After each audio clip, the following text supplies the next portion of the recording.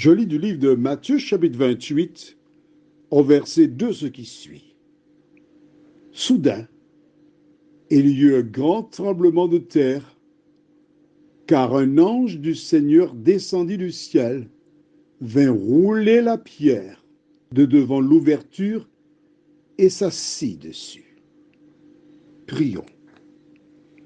Notre Seigneur, notre Dieu, nous te bénissons, nous te louons pour le privilège que nous avons de venir encore en ce matin en ta présence, afin de recevoir tes bénédictions.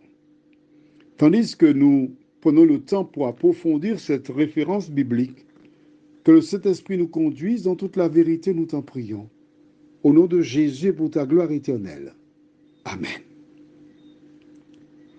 Nous sommes le dimanche matin, ou encore dimanche Gloria, qui est célébré dans beaucoup de pays dans le monde. Que s'est-il passé? Rappelle-toi.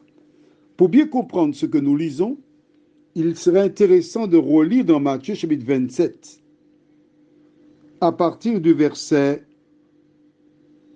62. Le lendemain, qui était le jour après la préparation du sabbat, c'est-à-dire le samedi, les chefs des prêtres et les pharisiens allèrent ensemble chez Pilate et dirent: Seigneur, nous nous souvenons que cet imposteur a dit, quand il vivait encore, après 3 jours je ressusciterai. Ordonne donc que le tombeau soit gardé jusqu'au 3e jour, afin que ses disciples ne viennent pas voler le corps et dire au peuple: il est ressuscité.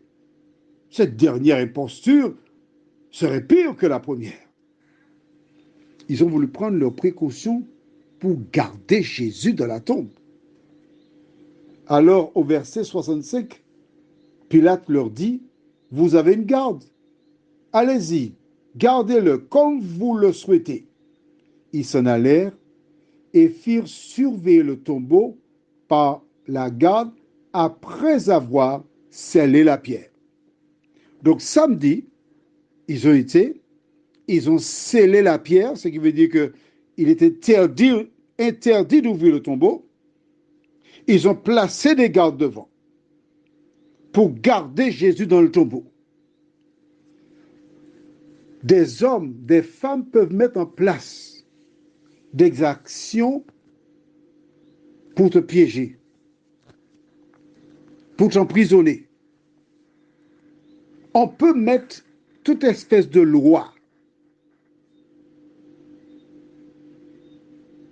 prendre des précautions pour te museler. Et là, ces chefs sont contents. Le diable est content.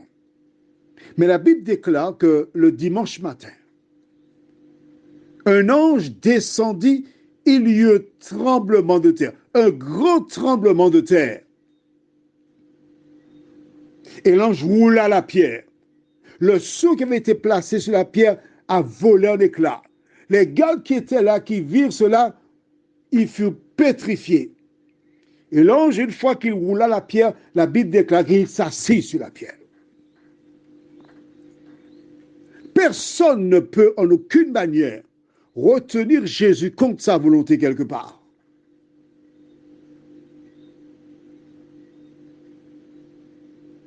Des personnes ont fait des plans bien assis pour te nuire, te détruire. L'Éternel a le pouvoir de faire sauter en éclats tous les pièges, parce qu'il est l'Éternel. Prions. Notre Seigneur et notre Dieu, voici ces hommes qui voulaient garder Jésus dans le tombeau.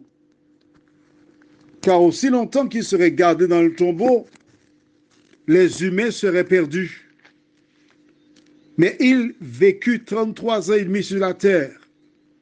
Il passa différents tests. Et il en sortit vainqueur.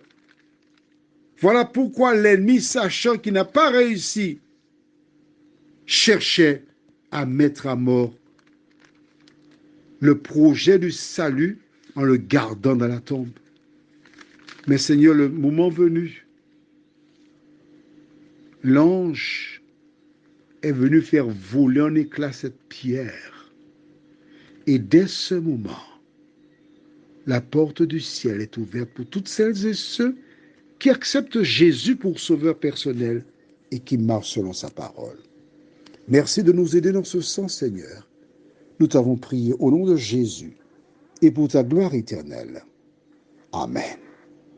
Je te souhaite une bonne journée sous le regard de Dieu.